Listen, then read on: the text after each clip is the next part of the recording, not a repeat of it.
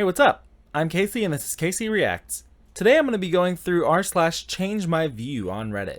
Changemyview is a sub dedicated to people posting any kind of opinion they have online with the intention of people changing it. They want to open a dialogue.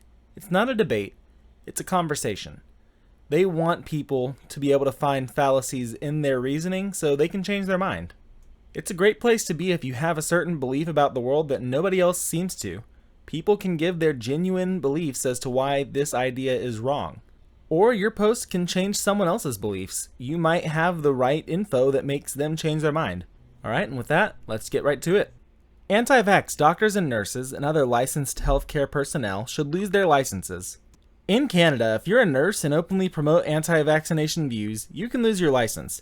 I think that should be the case in the US and the world ideally. If you're anti-vax, I believe that shows an unacceptable level of ignorance, inability to critically think, and disregard for the actual science of medical treatment. If you still want to be a physician or nurse, or MP, or PA, or RT, etc., and I also believe this should include mandatory compliance with all vaccines currently recommended by the medical science at the time. Just by merit of having a license, you're in the position to be able to influence others, especially young families who are looking for an authority to tell them how to be good parents. Being anti-vax is in direct contraction with everything we were taught in school and practice about how the human body works. When I was a new mother, I was vaccine hesitant. I was not a nurse or have any medical education at the time. I was a younger mother at 23 with a premature child and not a lot of peers for support. I was online a lot from when I was on bed rest, and I got a lot of support there, and a lot of misinformation. I had a BA with basic science stuff, but nothing more. My children received most vaccinations. I didn't do Hep B then, I don't think, but I spread them out over a long period. I didn't think vaccines caused autism exactly, but maybe they triggered something, or that the risks were higher for complications and just not sure these were really in his best interest. And I thought, natural immunity is better. There were nurses who seemed hesitant too, and Dr. Sears even had an alternate schedule, and it seemed like maybe something wasn't perfect with vaccines then. My doctor just went along with it, probably thinking it was better than me not vaccinating at all, and if she pushed, I would go that way.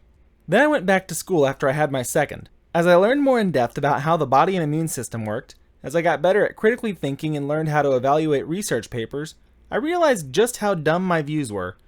I made sure my kids got caught up with everything they hadn't had yet, Hep B and chickenpox. Once I understood it well, everything I was reading that made me hesitant now made me realize how flimsy all those justifications were. They're like the dihydrogen monoxide type pages extolling the dangers of water, or a 3-year-old trying to explain how the body works. It's laughable wrong, and at some level also hard to know where to start to contradict. There's just so much that is bad. How far back in disordered thinking do you really need to go? Now, I'm all about the vaccinations. With COVID, I was very unsure whether they'd be able to make a safe one, but once the research came out, evaluated by other experts, then I'm on board 1,000,000%. I got my Pfizer 3 days after it came out in the US. I say all of this to demonstrate the potential influence of medical professionals on parents, which is when many people become anti-vax, and they have a professional duty to do no harm, and ignoring science about vaccines does harm. There are lots of hesitant parents that might be like I was, still reachable in reality, and having medical professionals say any of it gives a lot of weight. If you don't want to believe in medicine, that's fine. You don't get a license to practice it, or associated licenses. People are not entitled to their professional licenses. I think it should include quackery too while we're at it, but anti-vax is a good place to start. Doesn't this depend on why someone is opposed to vaccines? Sure, there's the vaccines cause autism ignoramus whose position is based entirely on ignorance, but there are other more sensible reasons to oppose a vaccine in some contexts. I'm allergic to the whooping cough vaccine. No one would presume that I'm being unreasonable by not taking it. What if I have a serious, unmanageable phobia of needles and I just can't get the vaccine because of that? What if I'm in my early 20s and the risk that I get a bad reaction to the Pfizer vaccine is actually greater than the risk to me from coronavirus? Sure, a medical professional who shows serious medical ignorance should lose their license, but at least sometimes under some circumstances, it's clearly appropriate to tell people not to get a particular vaccine. Also, in a lot of countries, you'd run into freedom of speech issues here. You can say what you like in your own time as long as you do your job competently. They can't fire you for that. You see, I feel like the majority of what he listed, though, are reasons to not get a specific vaccine for a specific person, but that's not being anti-vax. My wife doesn't take penicillin. It's not because she's anti-meds. It's because her dad has a penicillin allergy, and whenever she was a baby, they gave her penicillin, and she started having an allergic reaction, whether it was to what they gave her penicillin for, or the penicillin itself, they're not sure. But just in case, she doesn't take it for fear of a penicillin reaction. That's not being anti-med. That's saying, hey, this thing can actively hurt me because of something that's out of my control. As for the phobia of needles, that's not a strong enough reason to not get a vaccine. People are afraid of a lot of things, but they still have to live their lives and do what's best for themselves and others. As for the possibility of a reaction to the Pfizer vaccine being worse than you actually having corona, yeah, that is possible. However, here's the thing. The vaccination doesn't just help you. It helps everyone. There's such a small chance of getting any kind of reaction from the Pfizer vaccine. But, you know what? If you do happen to get it, I guarantee you those medical professionals will be able to help you. If you get corona, you can spread it to other people.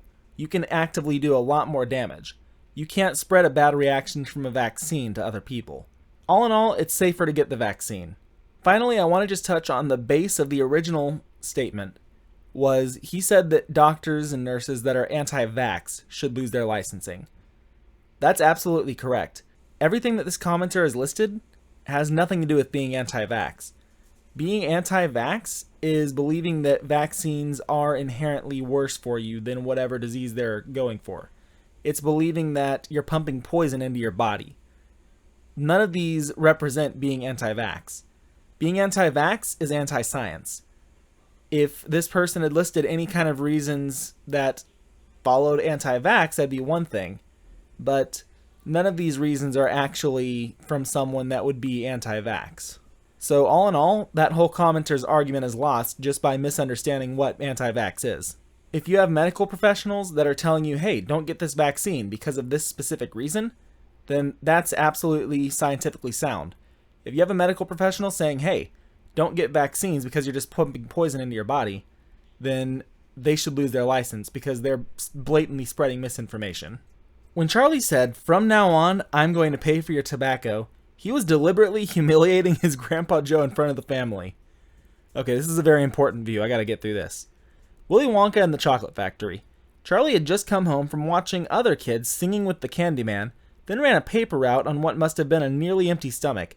He walks in, sees his exhausted mom, and looks at the one grandparent he knows perfectly well could and should be out of bed and helping out. So he, Big Willie, flexes by literally putting bread on the table, then walks right up to Grandpa Joe while the others are all still watching and says, from now on, I'm going to pay for your tobacco. Charlie was deliberately humiliating his lazy, shiftless Grandpa Joe in front of the family. Edit. To be clear, I'm not saying Charlie's a bad person. He's a terrific kid and Joe had it coming. It's just that every time I watch that scene with my kid, I'm like, damn, that was gangster. This guy seems like he just came straight from r/Grandpa Joe hate. If you haven't heard of it, it's a sub on Reddit where they literally just hate on Grandpa Joe for being lazy and getting out of bed as soon as Charlie wins the ticket. All I can say is that it's very entertaining to read. I understand there are different interpretations, but for the sake of validity, I'm going off of what the author and scriptwriter actually expressed. This doesn't fit Charlie's characterization. Charlie Bucket is the protagonist of Charlie and the Chocolate Factory.